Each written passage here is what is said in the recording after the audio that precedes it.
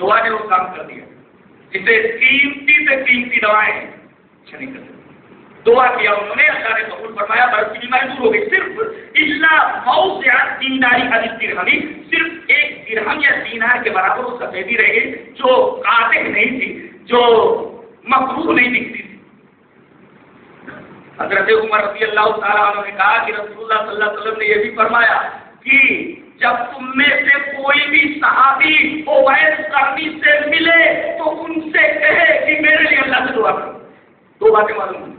ایک تو یہ کہ ماں کی خدمت یہ بہت بڑی عبادت ہے. ماں کی خدمت کی وجہ سے حضرت اویس قرنی محمد صلی اللہ علیہ وسلم کی جناب میں نہیں آئے، نہیں تو صحابی ہو جاتے. اب یہاں ایک سوال پیدا ہوتا ہے کہ جو آدمی نبی کا زمانہ پائے اور نبی تک آ سکتا ہو مگر نہ آئے تو اس کے اوپر کیا حکم لگے گا؟ جواب اس کا یہ، خود نبی نے حضرت اویس قرنی کو اجازت دی تھی کہ ضروری نہیں کہ تم میرے ساتھ آؤ، تم اپنی ماں کی خدمت میں لگے رہو، ورنہ اویس قرنی کا بارگاہ نبوی میں حاضر ہونا لازم تھا. یہ نبی کی اجازت تھی، اس وجہ سے وہ نہیں آئے. جواب ہے لہٰذا صحابی تو نہیں ہے مگر تابعی. دوسری بات یہ معلوم ہوئی کہ مستجاب الدعوات تھے، دعا کرتے تو اللہ تبارک و تعالیٰ ان کی دعا قبول کر لیتا تھا. یہاں تک کہ نبی نے صحابہ سے کہا کہ اے میرے صحابہ اگر تم اویس قرنی سے ملنا تو ان سے کہنا کہ تمہارے لیے دعا کریں. ایک نقطہ اور معلوم ہوا کہ افضل مفضول سے دعا کی درخواست کر سکتا ہے. حضرت عمر رضی اللہ تعالیٰ عنہ صحابہ اویس قرنی سے مرتبے میں بہت بڑے ہیں، لیکن اس کے باوجود حضرت اویس قرنی سے دعا کی درخواست کرنا صحابہ کرام کا اس بات کی دلیل ہے کہ افضل مفضول سے کہہ سکتا ہے اور افضل کی یہ حق میں مفضول کی دعا. مجھے بتانا یہ تھا کہ اتنی بری بیماری تھی لیکن دعا کی وجہ سے وہ بیماری جاتی ہے.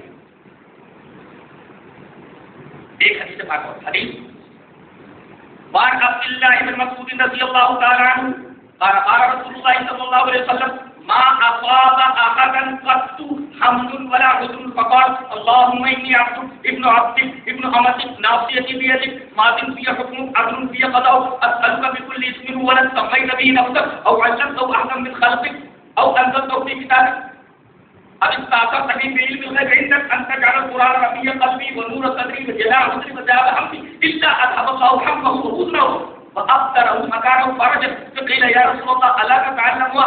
قال ينبغي لمن سمعها ان يتعلمها.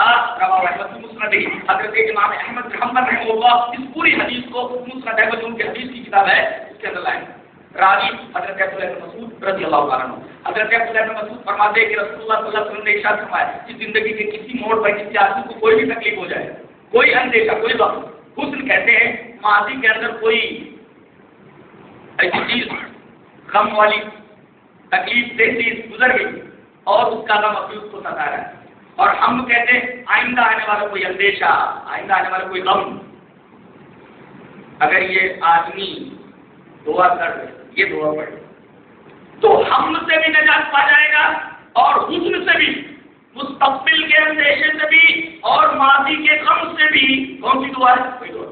اللہم انی عبدک ابن عبدک ابن امتک ناصیتی بیدک ماض فی حکمک عدل فی قضاؤک اسألک بکل اسم هو لک سمیت به نفسک او علمته احدا من خلقک او انزلته فی کتابک او استاثرت به بعلم الغیب عندک ان تجعل القرآن ربیع قلبی ونور صدری وجلاء حزنی وذهاب همي. یہ پوری دعا اگر پڑھ لے تو الا اذهب اللہ ہمہ وحزنہ، اللہ اس کے اندیشے کو اور اس کے غم کو دور کر دے گا. وابصرہ مکانہ فرجا، اور اس کی جگہ پر خوشحالی لے آئے گا. جب یہ بات اس دعا کے بارے میں صحابہ کرام نے سنا تو کہا کہ اللہ کے رسول یہ دعا اتنی اہم ہے تو اللہ کا تعلق ہوا کہ ہم اس دعا کو یاد نہ کر لیں. تو نبی نے فرمایا جب مغل من سمجھا کے تعلق جو بھی سنے اس کو اس دعا کو یاد کرے. کس کو یاد ہے؟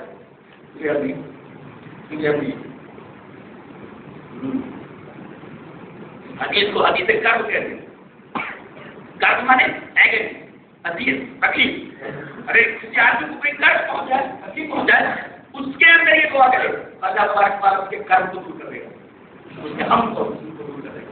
اگر ایسی بات نہ ہوتی تو اس حدیث پاک کے اندر یہ بات نہ دی جائے۔ کیسے نئے ٹکڑا دیکھ لیتے دعا کی اللہم انی عبدک، اے اللہ میں تیرا بندہ غلام، ابن عبدک تیرے غلام کا بیٹا ہوں، ابن عبدک تیری باندی کا بیٹا ہوں۔ پتہ یہ چلا کہ اللہ کے سامنے جب بندہ ہر درجہ عاجزی اور انکساری اختیار کرتا ہے تو رحمت کا پانی بلندی سے نشیب کی طرف آتا ہے۔ میں تیرا غلام، میں تو غلام ہوئی، میرا باپ بھی تیرا غلام، میری ماں بھی تیری باندی، اور آگے کہہ رہا ہے ناصیتی بیدک، میری پیشانی تیرے ہاتھ میں۔ یہ عربی کا ایک محاورہ ہے کہ فلاں کی پیشانی فلاں کے ہاتھ میں، جہاں جائے اس کی ناک رگڑ دے، تو میری پیشانی تیرے ہاتھ میں، اور ماضی فی حکم، تیرا ہر فیصلہ میرے بارے میں جاری ہے، عدل فی قضاء، فیصلہ میرے بارے میں اگر خیر کا فیصلہ کرے تب بھی عدل ہے، اور اگر میرے بارے میں شر کا فیصلہ کرے تب بھی عدل ہے۔ اچھی حالت میں رکھے تب بھی عدل، بری حالت میں رکھے تب بھی عدل، تیرا ہر فیصلہ میرے بارے میں عدل ہے، تو صرف انصاف کرتا ہے۔ ظاہر ہے کہ دعا کا تیور ہی بتا رہا ہے کہ اگر کوئی آدمی یہ دعا پڑھ لے تو اللہ تبارک و تعالیٰ اس کے ہم اور غم کو دور کر دے گا۔ یہ حدیث کی بخاری کی دعائیں قبول ہوتی ہیں۔ حدیث وعن سعد رضی اللہ تعالی عنہ قال قال رسول اللہ صلی اللہ علیہ وسلم دعوت الذنون اذ دعا وهو في بطن الحوت لا اله الا انت سبحانك اني كنت من الظالمين فانه لم يدع بها رجل مسلم في شيء قط الا استجاب الله له۔ رواه الترمذی کی کتاب الدعوات، حضرت امام ترمذی حدیث پاک کو جب دعاؤں کا چیپٹر ترمذی شریف میں کتاب الدعوات کے اندر روایت بلایا، راوی حضرت سعد بن ابی وقاص ہے۔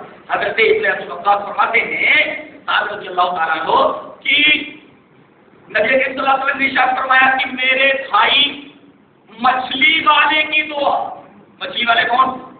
حضرت یونس علیہ السلام، ذنون مچھلی والے، میرے بھائی مچھلی والے کی دعا جب وہ مچھلی کے پیٹ میں تھے اور انہوں نے یہ دعا کی، اس طرح انہوں نے دعا کی، وہ بھی بطن الحوت، وہ مچھلی کے بطن میں تھے، پیٹ میں تھے، وہ دعا اگر کوئی پڑھ لے، دعا کون سی ہے؟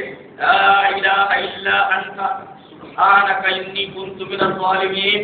یہ دعا اتنی مؤثر ہے کہ بات محدثین اور مفسرین اس جانب گئے ہیں کہ یہ دعا اس میں اعظم ہے، اور اگر کسی کو ٹرائی کرنا ہو، آزمانا ہو، آزما کر دیکھ لیں۔ فإنه لم يدع، جو میں نے خود آتا ہے فإنه لم يدع بها رجل مسلم في شيء قط، کوئی مسلمان مرد کسی بھی چیز میں، اللہ اکبر، اور عربی کا طالب علم یہ بھی جانتا ہے کہ اگر نکرہ تحت نفی ہو تو عموم کا فائدہ دیتا ہے۔ یہ عربی زبان کا ایک قاعدہ ہے، قاعدہ ہے نحو کا، کہ اگر نکرہ تحت نفی ہے، کامن نہ ہو، اگر نفی نگیٹو میں بات آ جائے تو عموم کا فائدہ دیتا ہے۔ جیسے فإنه لم مانے نہیں، اور شیء نکرہ ہے تو نکرہ تحت نفی ہے۔ فإنه لم يدع بها رجل مسلم، کوئی بھی مسلمان آدمی اگر اس کے ذریعے دعا کرے کسی بھی چیز کے بارے میں، فی شیء کسی بھی چیز کے بارے میں، نکرہ تحت نفی، کسی بھی چیز کے بارے میں، کسی بھی مصیبت چھوٹی بڑی کوئی بھی مصیبت کسی بھی تکلیف میں اگر اس کو پڑھ لے، اور کوئی زمانہ مخصوص ہے نہ کسی بھی چیز کے بارے میں، اور کوئی زمانہ متعین نہیں، کبھی بھی پڑھ سکتا ہے، اگر پڑھ لے تو جو دعا کرے گا الا استجاب اللہ لہ، تو اس دعا کی برکت سے کا وہ کام بن جائے گا، اللہ تبارک و تعالیٰ اس کی وہ دعا قبول کر لے گا۔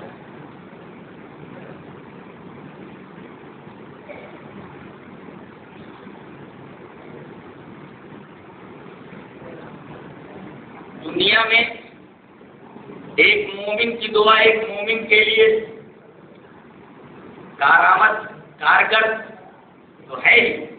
اگر کوئی آدمی اس دنیا سے چلا جائے اور توحید پر اس کی موت ہوئی ہو تو کوئی آدمی اگر اس کے لیے دعا کرتا ہے تو مرنے کے بعد بھی اس کو دعا کا فائدہ پہنچتا رہے گا. عالم برزخ میں دعا گھس جاتی ہے. اللہ اکبر، اتنا اثر ہے دعا کے اندر. عالم برزخ، اس عالم سے گزر کر دوسرے عالم میں کوئی چیز جاتی نہیں ہے. اللہ تبارک تعالیٰ روح کو لے جاتا ہے، بدن کو لے جاتا ہے. آدمی اگر اپنی طرف سے اس عالم میں کوئی چیز بھیجنا چاہے نہیں جا سکتی، لیکن دعا اس عالم میں پینیٹریٹ ہو جاتی ہے، چلی جاتی ہے.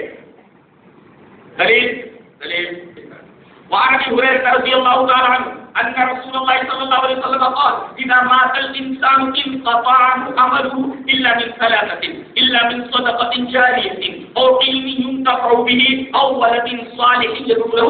رواه مسلم في كتاب الوصيه. حضرت امام مسلم کا وصیتوں کا بیان ہے. اس حدیث سے آپ کو مسلم شریف میں مارا ہے کیا وصیتوں کا چیپٹر ہے. اور راوی حضرت ابو ہریرہ ہیں. حضرت ابو ہریرہ رضی اللہ تعالیٰ عنہ فرماتے ہیں کہ رسول اللہ صلی اللہ علیہ وسلم نے ارشاد فرمایا کہ جب آدمی مر جاتا ہے تو اس کا عمل ختم ہو جاتا ہے سوائے تین چیزوں کا فائدہ اس کو پہنچتا رہتا ہے. ایک تو صدقہ جاریہ، جیسے کسی نے کوئی رفاعت کا کوئی کام کر دیا، مومن لوگ اور عوام اس سے فائدہ اٹھاتی ہو.